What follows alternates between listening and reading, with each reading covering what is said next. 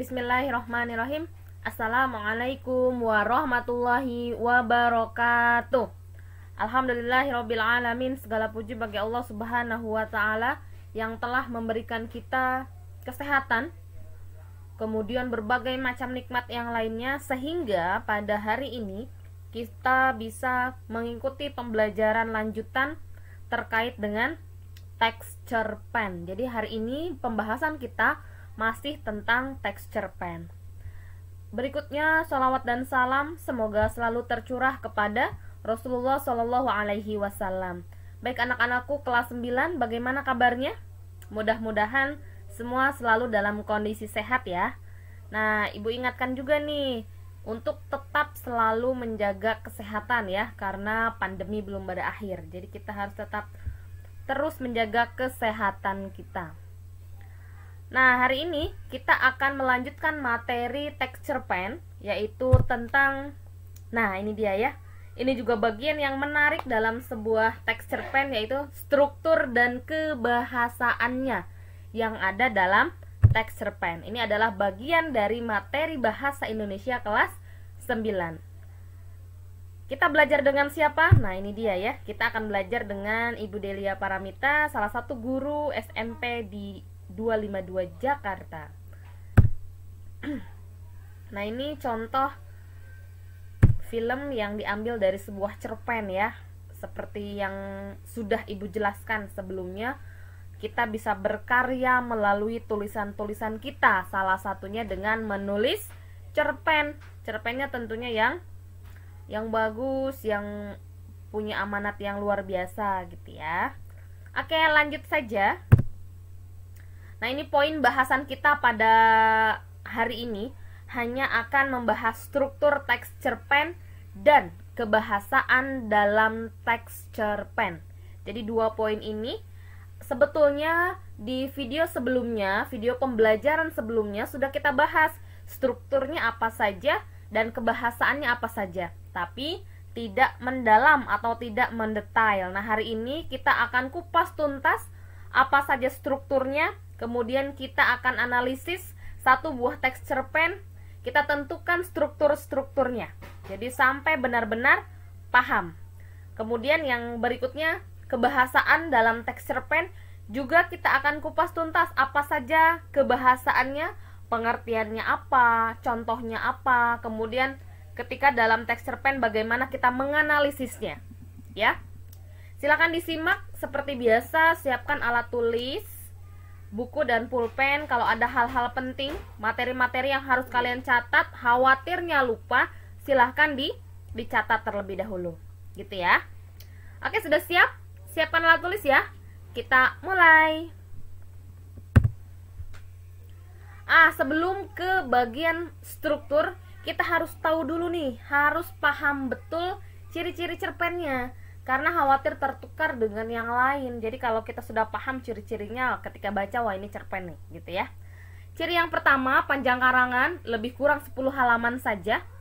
Jadi berarti kurang lebih ya, bukan pasti 10 halaman, tapi kurang lebih. Bisa 8, bisa 7, bisa 12, bisa 15 gitu ya. Yang kedua, habis dibaca sekali duduk. Jadi nggak panjang, sekali duduk 5 menit, 10 menit selesai kita baca cerpen. Yang ketiga, hanya ada satu peristiwa yang menguasai jalannya cerita. Jadi konfliknya juga nggak terlalu banyak. Yang keempat, terdapat konflik tetapi tidak menimbulkan perubahan nasib.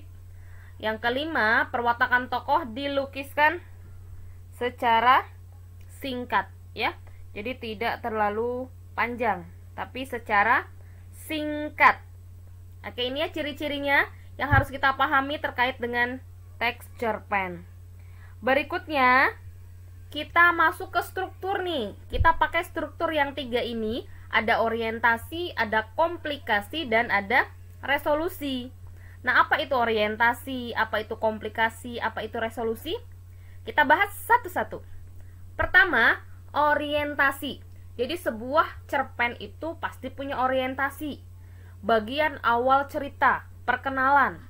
Apa yang biasanya dikenalkan? Yang biasanya diperkenalkan di bagian awal adalah tokohnya. kemudian latarnya. Jadi ini adalah bagian dari pengantar sebuah cerita, awalan dari sebuah cerita ya, pembukaan. Kemudian yang kedua, komplikasi. Komplikasi itu adalah masalah, konflik-konflik yang ada dalam cerpen. Setelah ada masalah, struktur yang berikutnya adalah resolusi. Resolusi itu penyelesaian masalah ya. Ini biasanya ada di bagian akhir cerpen ya. Jadi apa strukturnya? OKR, orientasi, komplikasi, dan resolusi. Pintar.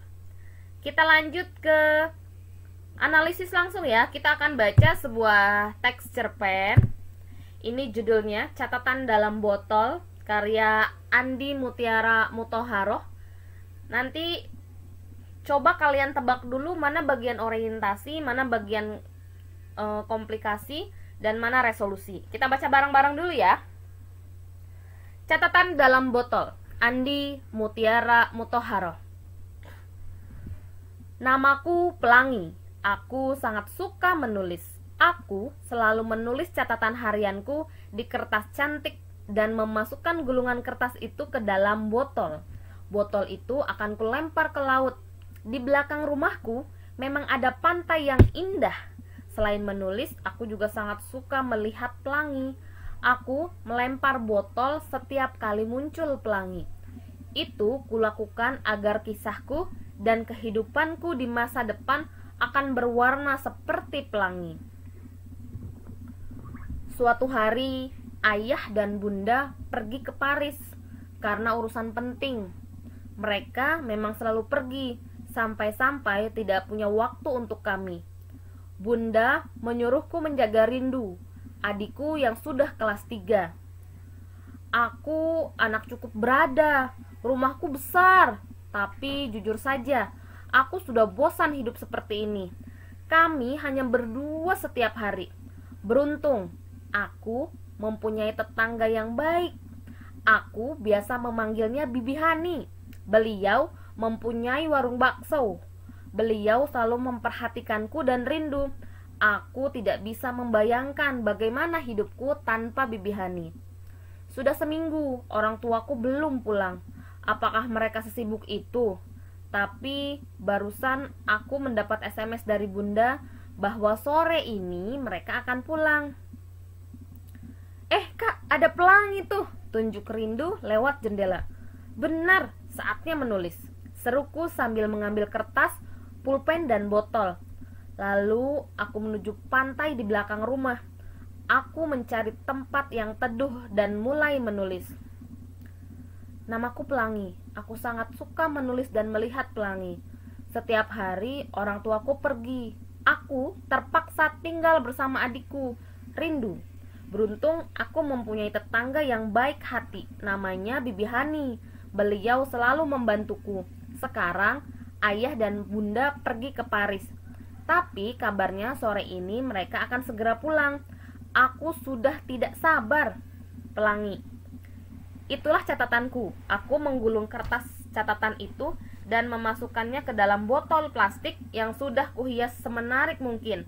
Sejenak aku menatap pelangi sambil tersenyum. Lalu aku melempar botol itu jauh-jauh. Setelah itu aku kembali ke rumah. Nah, sampai sini sudah bisa kita analisis nih ya.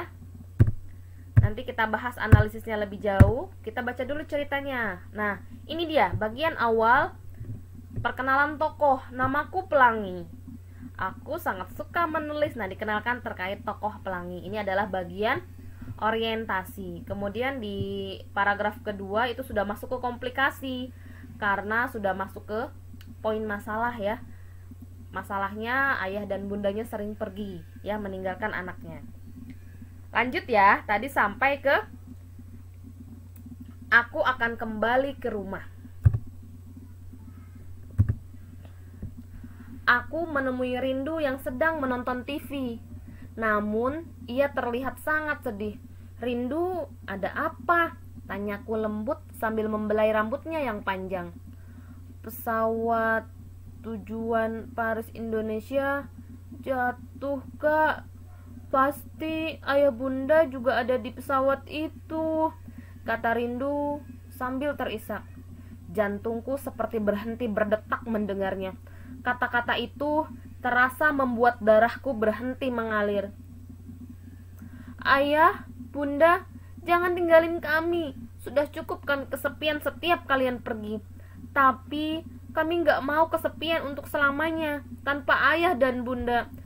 Ya Allah, semoga ayah dan bunda segera ditemukan. Selamatkanlah mereka. Air mataku mengalir deras sambil terus berdoa dalam hati. Assalamualaikum, Pelangi, Rindu, ucap Bibi Hani sambil membuka pintu rumahku. Lalu beliau masuk. Beliau melihat kami menangis. Iya, Bibi sudah tahu semuanya, kata Bibi Hani sambil membelai rambutku dan Rindu. Kalian sabar ya, orang tua kalian pasti akan segera ditemukan. Bibi Hani akan selalu ada untuk kalian. Esoknya, aku dan Rindu pergi ke sekolah seperti biasanya. Namun hari ini aku tidak begitu bersemangat untuk ke sekolah. Apalagi Rindu. Dari tadi malam, ia terus membisu meski sudah dibujuk oleh Bibi Hani. Tadi pagi ia juga tidak sarapan. Aku khawatir kesehatannya akan terganggu. Aku dan Bibi Hani segera ke kamar Rindu. Badan Rindu sangat panas. Akhirnya aku terus menunggu Rindu hingga pagi datang. Paginya aku dan Bibi Hani membawa Rindu ke rumah sakit.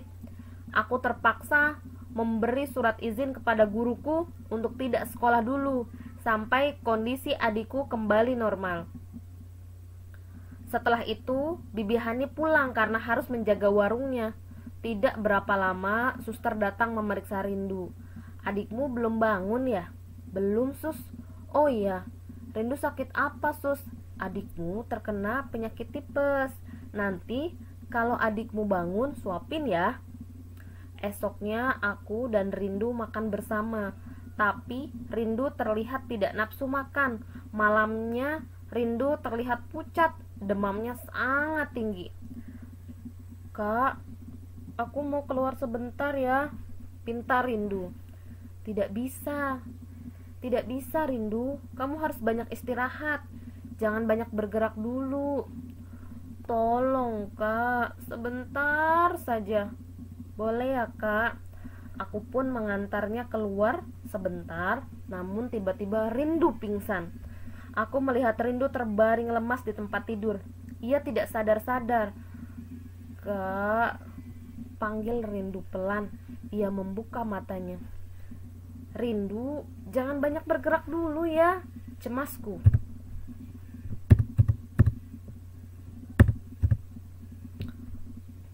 Kak, jangan berhenti menulis ya. Terus menulis bersama Pelangi, ucap Rindu. Tentu, kakak akan selalu menulis. Kakak memang bagaikan pelangi. Semoga hidup kakak menyenangkan. Rindu, kamu kenapa? Aku ingin pergi bersama ayah dan bunda. Selamat tinggal kak. Akhirnya Rindu menghembuskan nafas terakhirnya dengan senyuman manis. Rindu, jangan tinggalin kakak. Kakak harus bagaimana? Tangisku kencang. Bibi Hani mencoba menenangkan. Sebelum meninggalkan pemakaman, aku mencium nisan Rindu. Rindu, sampaikan salamku untuk ayah dan bunda. Seminggu setelah kematian Rindu, setelah berlalu, aku menjalani hari seperti biasanya. Namun aku masih tidak ke sekolah. Kematian Rindu membuatku lebih tertutup.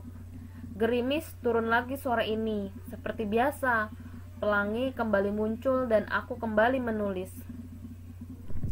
Namaku Pelangi. Aku sangat suka menulis dan melihat pelangi. Seminggu yang lalu, Rindu mengakhiri perjalanannya. Ia berpesan agar aku terus bersama Pelangi. Rindu sekarang sudah bahagia bersama ayah dan bunda, dan aku di sini sendiri dan kesepian. Pelangi. Aku melempar botol itu jauh-jauh masuk ke rumah dengan perasaan kesal. Aku membanting pintu dan mengacak-ngacak rumah kamarku sambil menangis. Percuma namaku Pelangi. Kehidupanku juga tidak berwarna seperti Pelangi. Kenapa sih mereka memberi namaku Pelangi? benar-benar tidak cocok. Orang tuaku mengalami kecelakaan. Aku dan Rindu ditinggalin. Sekarang Rindu juga ninggalin aku. Ayah, Bunda dan Rindu sudah bahagia bersama di sana. Sedangkan aku harus sendirian. Aku harus bagaimana? Isahku kencang. Lalu Bibi Hani masuk dan menemuiku. Pelangi, tenang. Tenang nak, hibur Bibi Hani. Allah memang tidak pernah berhenti memberi ujian kepada hambanya. Allah melakukan itu agar hambanya selalu tegar dan sabar menghadapi ujian apapun. Percayalah, cobaan itu yang terbaik untuk hambanya. Yang terbaik apanya? Ayah dan Bunda pergi ninggalin aku. Rindu juga. Apa itu yang terbaik? Bantahku. Tenang nak, Bibi akan selalu bersama Pelangi kok. Aku menatap Bibi Hani, lalu memeluknya dengan erat. Beberapa hari kemudian, aku mulai mengikhlaskan semuanya. Tapi kemarin Bibi Hani bilang akan membawaku ke panti asuhan. Apa Bibi tidak sayang lagi sama aku? Tanyaku setelah mengetahuinya. Bukan begitu Pelangi. Bibi harus menjual dan harus mengurus keluarga Bibi, maksudnya menjual bakso ya. Tenang saja, Bibi akan selalu melihat kamu kok. Lagi pula pemilik panti itu adalah saudara Bibi.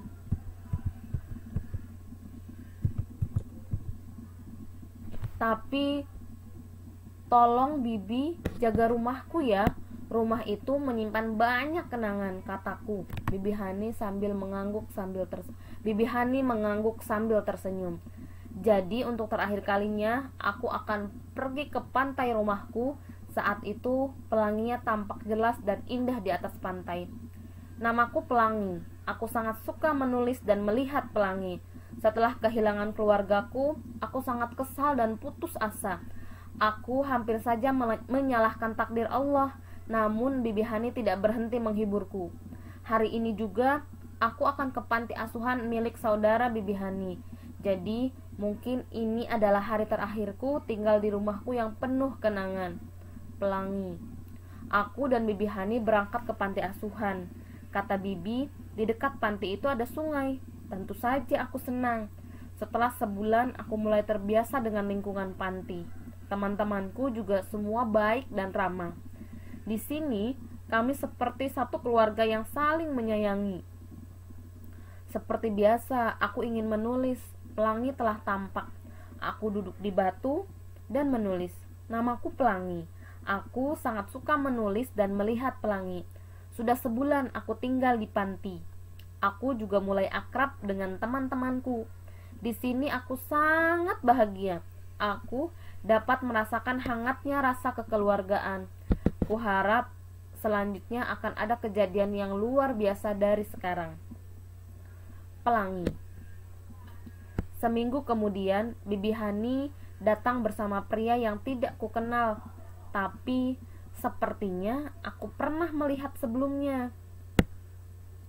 Ternyata pria itu adalah Paman Rusdi.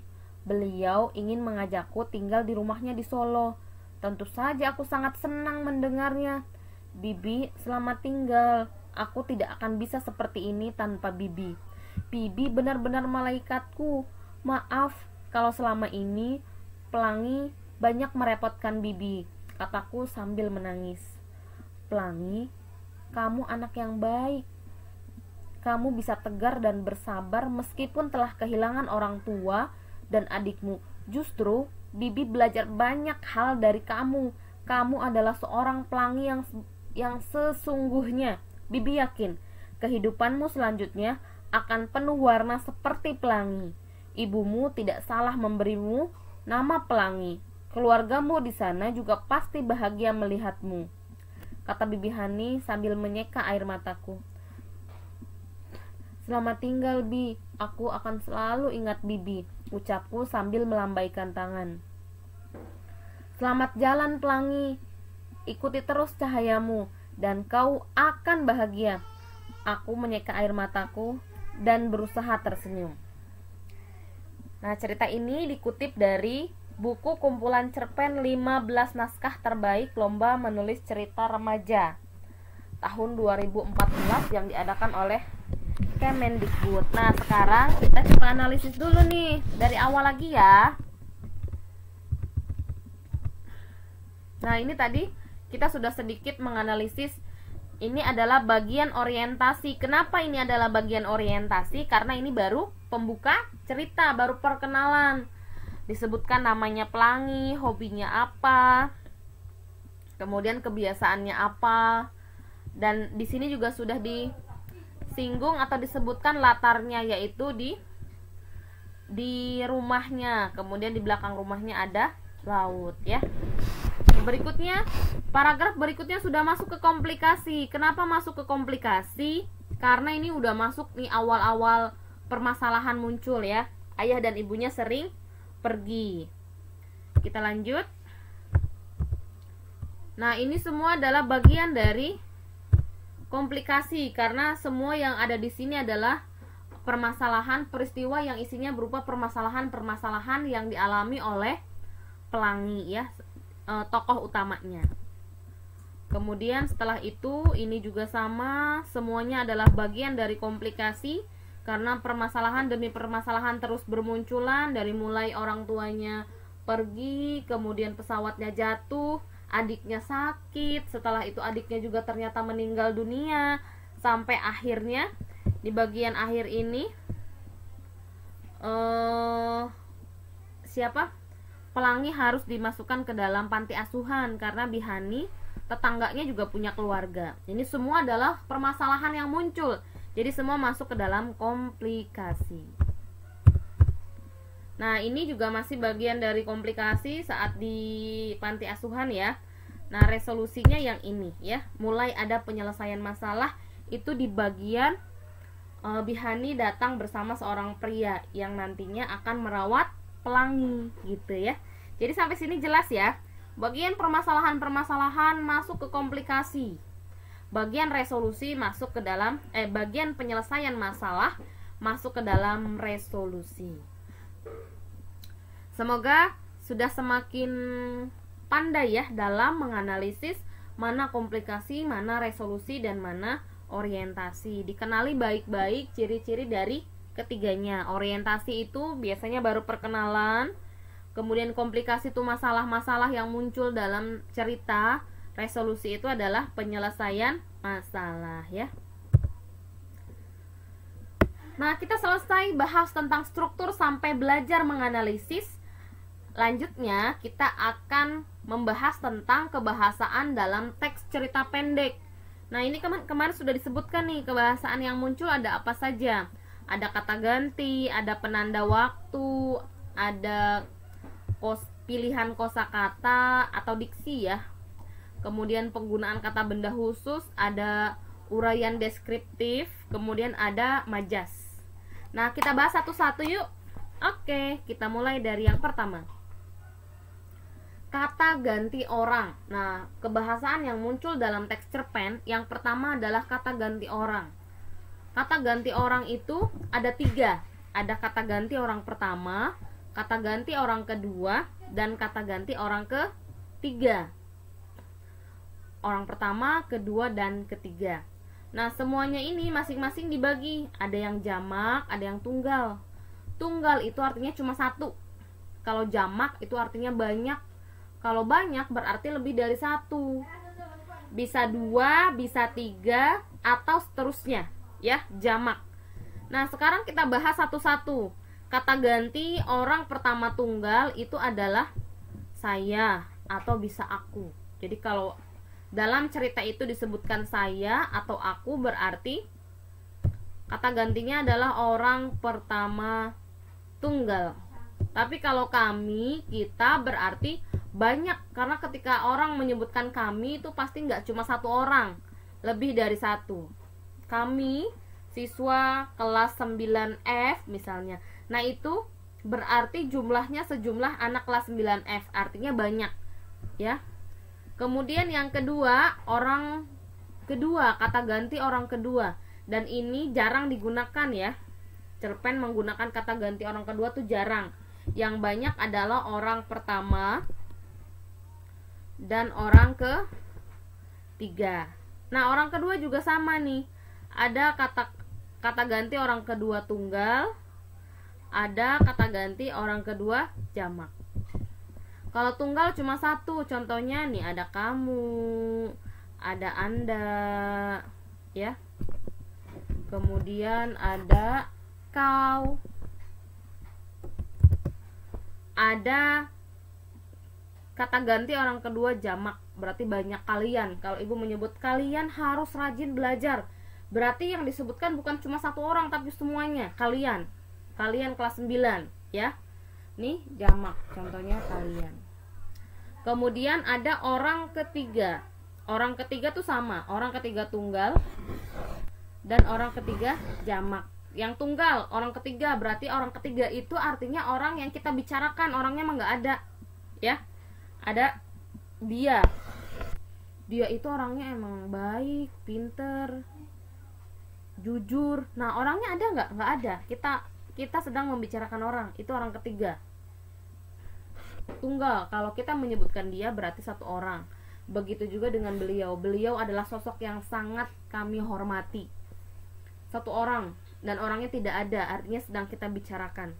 Tapi kalau misalnya jamak, itu berarti banyak. Orangnya juga sama nih. Orang-orang ini tidak ada.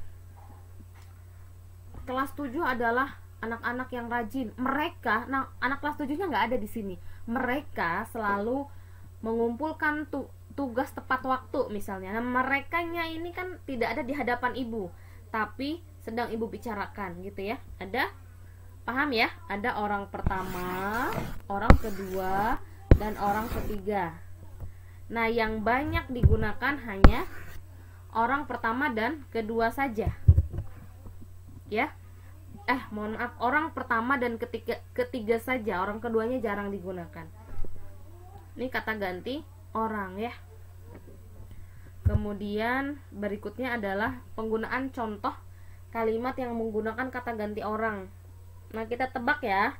Di sini ada kata saya. Mohon maaf. Ada kata saya. Berarti kata ganti orang keberapa nih saya? Ya, betul, orang pertama. Orang pertamanya tunggal atau jamak? Orang pertama tunggal. Betul. Aku sama ya, orang pertama tunggal.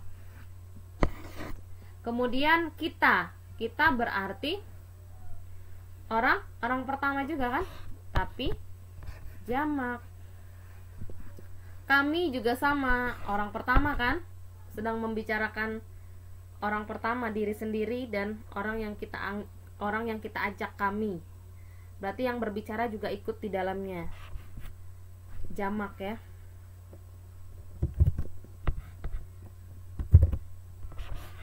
Ini kita, kami, orang pertama juga jamak. Kamu berarti orang kedua. Karena yang kita ajak bicara orang kedua tuh, orang yang kita ajak bicara. Orang kedua tunggal, karena kamu tuh cuma satu orang. Kemudian yang berikutnya Anda juga sama, orang kedua tunggal. Anda cuma satu orang dan sedang kita ajak bicara. Kalian, kalau kalian berarti orang kedua tapi jamak. Kalian harus rajin belajar, banyak kan ya. Kemudian beliau ini orang ketiga, orang ketiganya beliau apa? Iya, betul, orang ketiga tunggal, beliau, ya. Paham ya? Ini kata ganti yang digunakan, ada orang pertama, orang kedua, orang ketiga, dan orang, ya udah, pertama, kedua, ketiga aja. Nah, yang banyak digunakan dalam cerpen itu ke satu, pertama, dan ketiga, ya. Harus konsentrasi nih ya. Nah, ini dalam cerpen, contoh penggunaan kata ganti dalam cerpen. Misalnya di cerpen yang judulnya ini,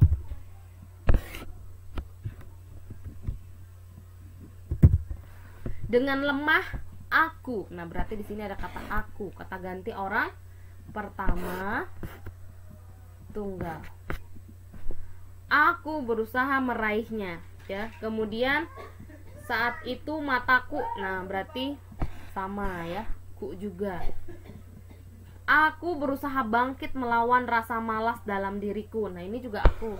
Berarti dalam cerpen ini yang digunakan adalah kata ganti orang pertama tunggal ya, kata ganti orang pertama tunggal. Nah kalau ditanyakan sudut pandang tinggal ditentukan dia orang pertama sebagai apa, sebagai tokoh utama, sebagai pelaku sampingan, atau yang lainnya ya. Ini ada dijelaskan dalam sudut pandang, tapi kalau dalam kebahasaan tinggal dilihat saja dia termasuk orang kata ganti orang pertama, kedua, atau ketiga gitu ya. Ini kata ganti. Nah berikutnya ada penanda waktu ya. Penanda waktu artinya menunjukkan waktu itu kapan. Tidak mesti disebutkan langsung siang, malam, pagi, sore gitu ya, tapi menggunakan penanda yang lain yang menunjukkan waktu itu kapan. Misalnya di kutipan cerpen yang pertama ini ya, kita baca bareng-bareng. Matahari muncul dari balik bukit. Nah ada matahari, ini penanda waktu nih, matahari muncul. Matahari baru muncul berarti kapan tuh? Berarti pagi hari jelas, meskipun kita belum baca yang berikutnya gitu ya. Matahari muncul, pasti matahari itu muncul di pagi hari ya.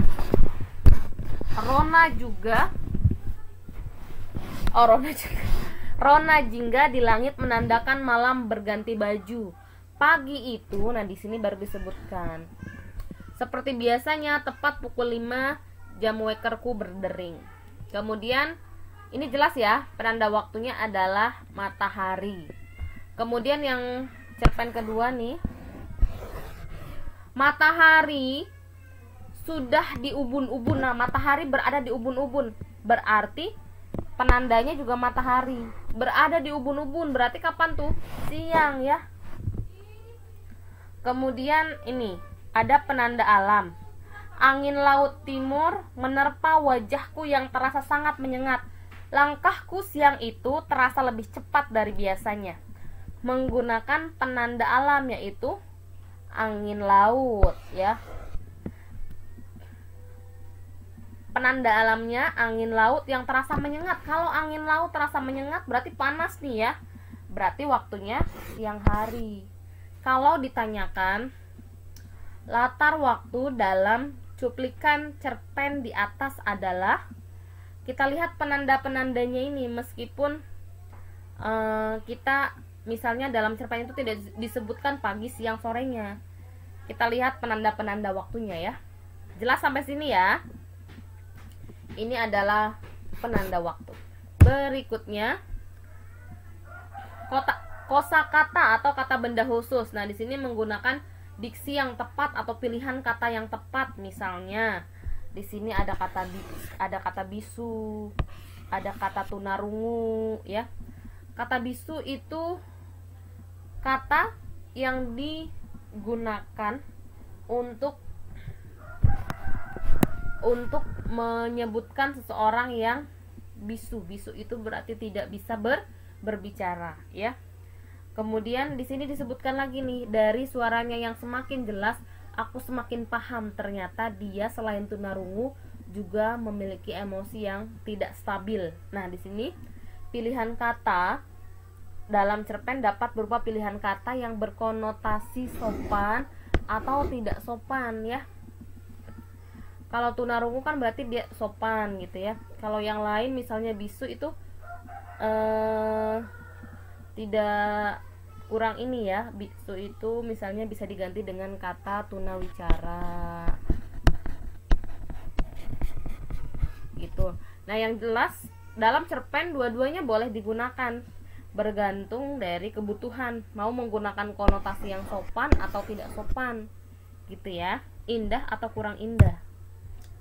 Nah, berikutnya penggunaan uraian deskriptif terperinci. Nah, di sini uraian deskriptif terperinci mendeskripsikan tokoh, biasanya bisa mendeskripsikan tokoh, bisa mendeskripsikan latar tempat ya. Di sini yang deskripsikan adalah aku. Aku adalah anak kedua dari 2 bersaudara. Ibuku seorang pegawai dan ayahku adalah seorang pengusaha ternak. Aku mempunyai kakak perempuan yang jarak umurnya cukup jauh di atasku. Kakakku Rambu Uru berumur 20 tahun, sedangkan aku 13 tahun. Nah, ya, dideskripsikan tokoh aku di sini. Berikutnya, dalam teks cerpen juga ada gaya bahasa atau majas, ya. Nah, kita bahas nih pengertian majas dulu atau gaya bahasa.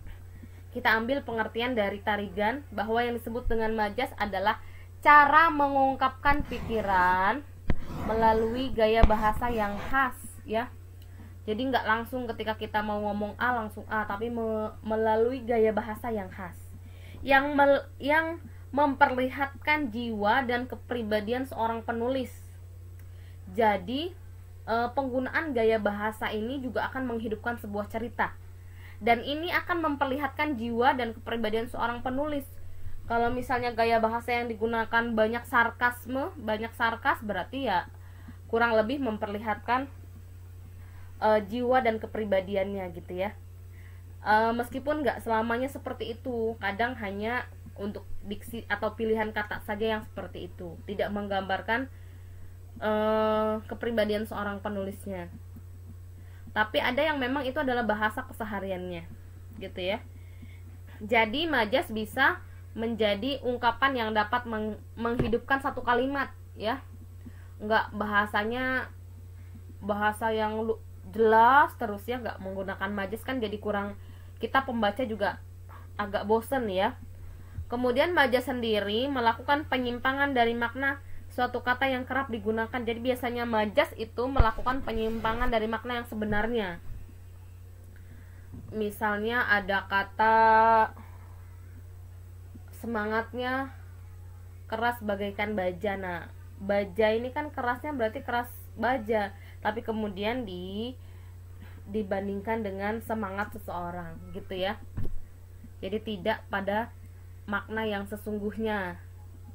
Ada penyimpangan-penyimpangan yang dilakukan emang tujuannya untuk itu, supaya bahasa atau kalimat yang dibangun dalam cerpen itu lebih hidup menggunakan majas dan juga lebih indah ya.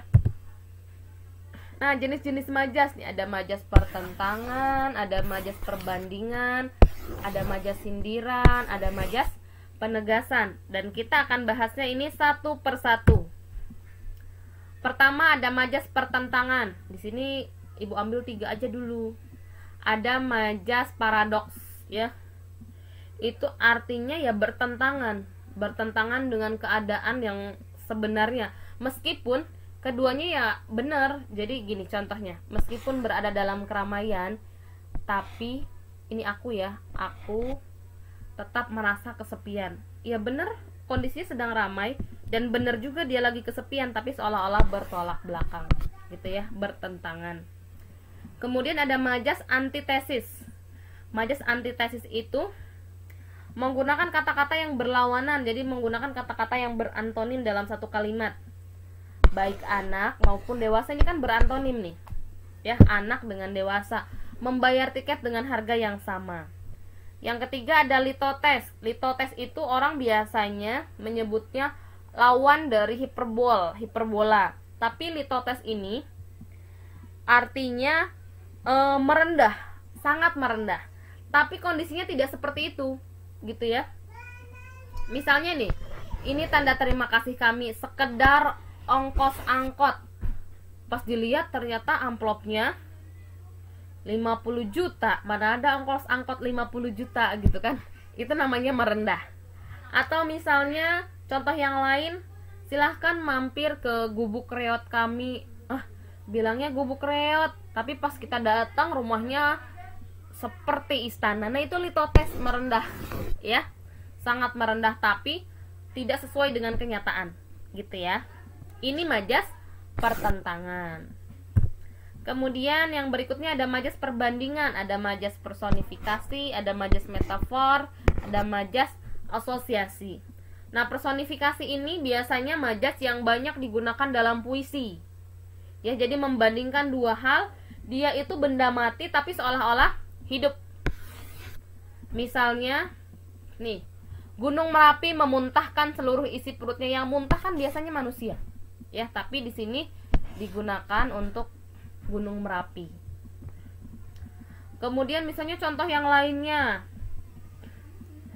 angin mengusap-ngusap rambutku dan membelai-belai rambutku misalnya. Nah, yang bisa mengusap kan manusia yang punya tangan, tapi kemudian dikonotasikan dengan angin dan lain sebagainya.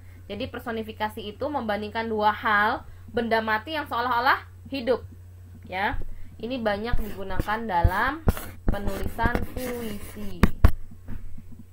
Metafora juga sama, ini membandingkan dua hal yang punya sifat hampir sama.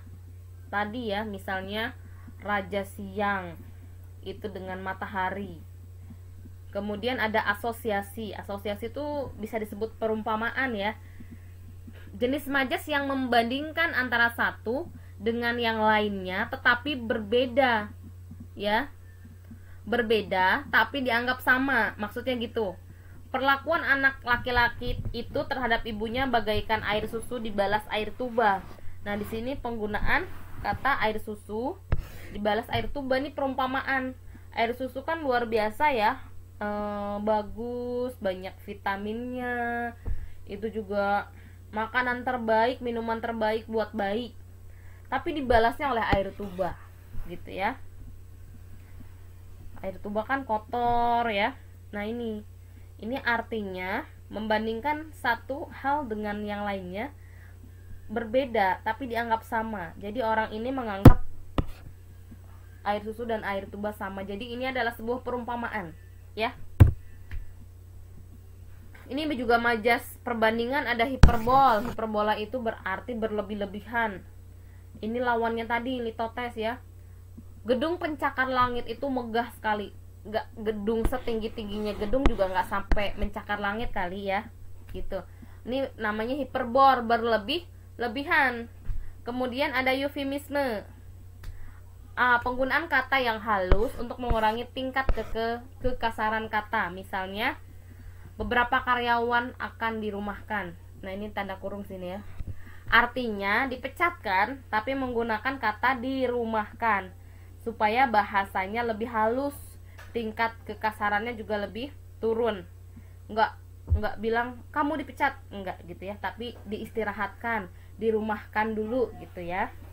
Kemudian ada alegori, mengungkapkan sesuatu dengan peristiwa yang lain. Misalnya kehidupan sama seperti roda, kadang di bawah, kadang di atas. Peristiwa lain, kehidupan kita dibandingkan dengan roda gitu ya. Kemudian ini bagian dari majas perbandingan, ada sinestesia, menukar dua alat indera yang berbeda. Contohnya, jadi misalnya indera pengecap dengan indera pendengaran.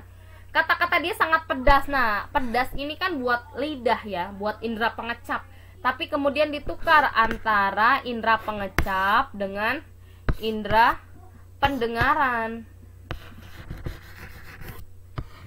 Nah, ini ditukar. Kata-katanya kan harusnya bukan pedas ya, tapi untuk menggambarkan betapa bahasa yang digunakan itu sangat menyakiti perasaan seseorang gitu ya, sehingga digunakan kata pedas.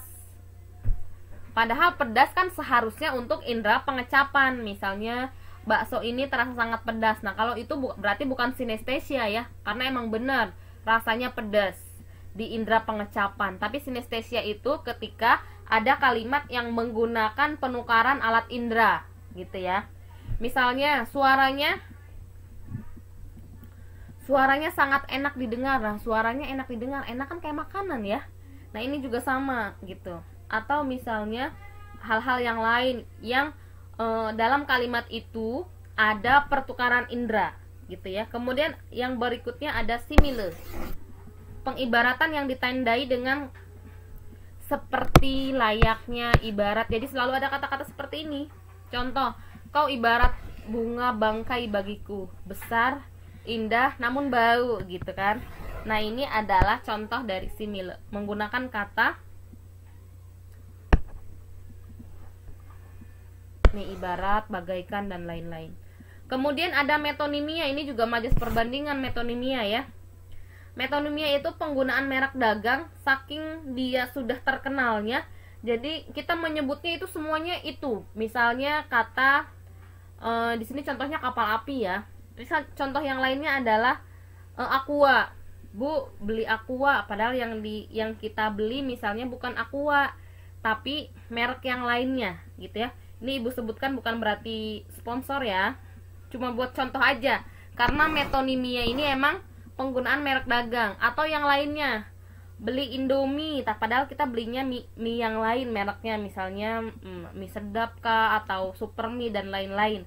Itu saking mereknya terkenal, saking sudah melekatnya di masyarakat, sehingga orang kenalnya yang namanya mie instan itu namanya Indomie gitu ya. Atau misalnya beli odol apa? Odol Pepsodent. Nah, odol juga sebetulnya dulu odol itu adalah merek dagang ya, merek dari dagang pasta gigi gitu ya.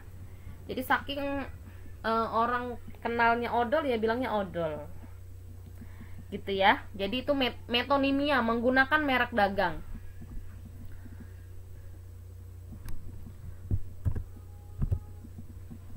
Ini yang berikutnya ada majas penegasan, ada repetisi, pleonasme, kemudian tautologi, dan retoris. Repetisi itu artinya pengulangan. Kalau pleonasme itu artinya berlebih-lebihan, tapi bukan seperti hiperbola. Hiperbola itu kan kosakata yang digunakan ya, lebay. Kalau ini berlebih-lebihan dalam penggunaan kata, jadi ada sesuatu, ada kata-kata yang tidak perlu ditulis, tapi kalau bahasa kitanya tuh apa ya, pleonasme itu boros ya, boros kata.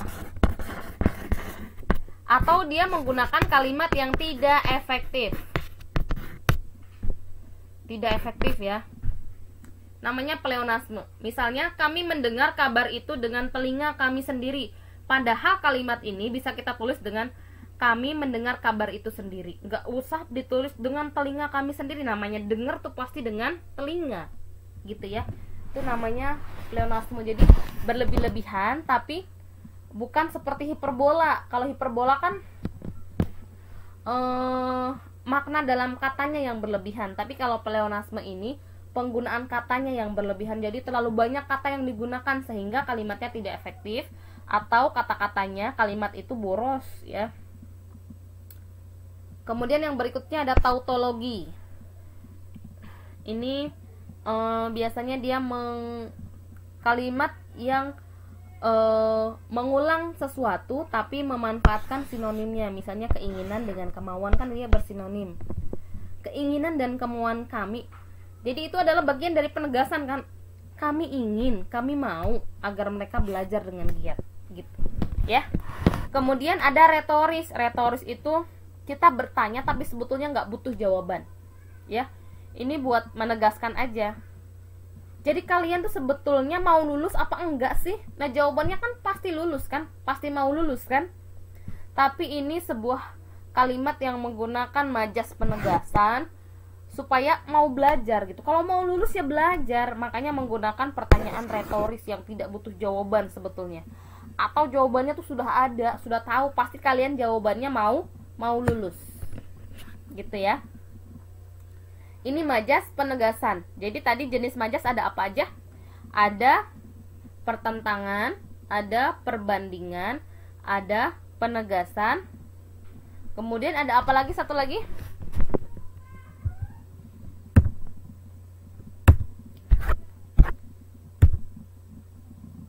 Ada, ini dia, majas sindiran atau untuk menyindir seseorang ya. Ada majas sindiran itu ada ironi, ada sarkasme, ada sinisme. Nah, ironi itu sindiran secara halus. Kalau sarkasme kebalikannya, dia kasar ya, to the point. Itu yang mau dia sebutkan, itu yang dia ucapkan. Misalnya mau bilang mohon maaf bodoh, disebut bodoh, berarti sarkas.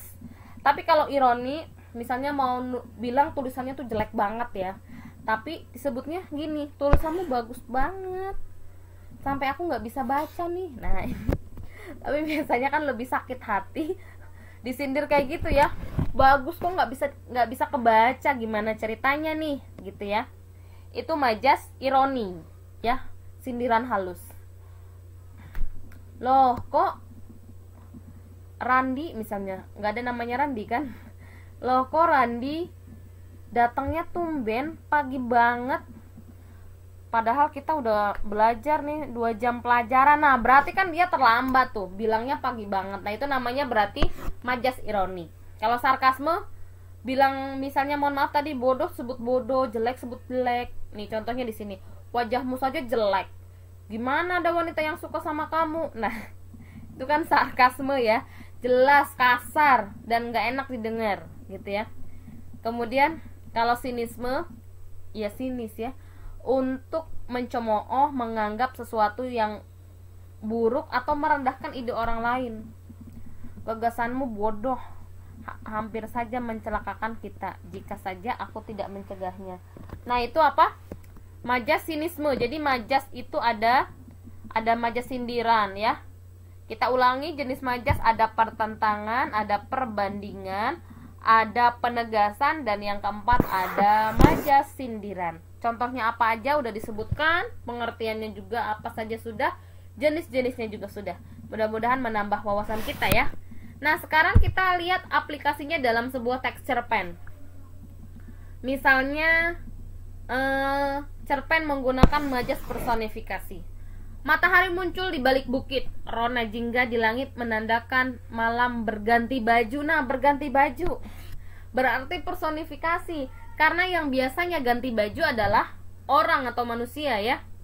Kemudian yang kedua menggunakan majas hiperbola. Derap kaki kuda yang menggemuruh di atas savana, suara ringkikan kuda dan teriakan garang penunggangnya menjadi musik alami yang mengiringi permainan ini ya, disebutnya musik tuh ya. Kemudian yang lain misalnya membuncah jiwaku dengan rasa haru setelah menyaksikan reaksi nenek dan cucunya itu saat kuserahkan bungkusan baju yang sangat diinginkan oleh anak perempuan ini. Nah, membuncah-buncah itu kan artinya keluar gitu ya. Berarti itu hiperbola. Repetisi.